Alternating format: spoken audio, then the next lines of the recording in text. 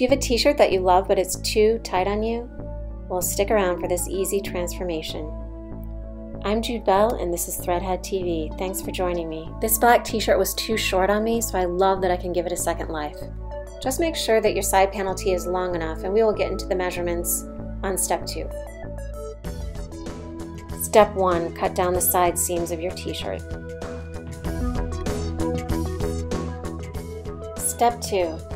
I recommend using a rotary cutter and ruler to get precision on your side panels. This will only help you make straight seams when you go to sew.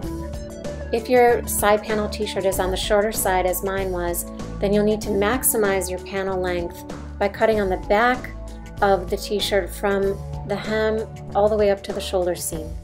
My side panels are 3 inches wide, and I wish I would have made them 4 inches wide. I could have used a little bit more width, and I think it would have looked better.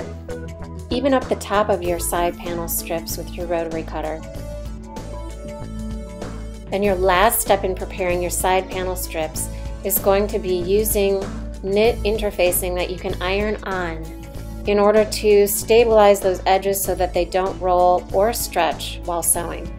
As you can see, I used a very small piece of knit interfacing. It doesn't take much for this project. Be sure to iron it on the wrong side of your panels, and you'll know which is the wrong side by the hem, which is still intact on one side of your strip.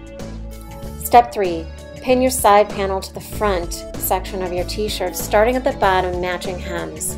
I cut away the original side seam before I started pinning, just to reduce bulk in that side seam. Step 4, and you're ready to sew. Use a jersey knit needle, a serge-like stitch, and I guided my seam right along the edge of my presser foot to give me a 1/4 inch seam allowance. This is my underarm, and I'm going to go ahead and make my underarm hem on my side band before I attach the front to the back side.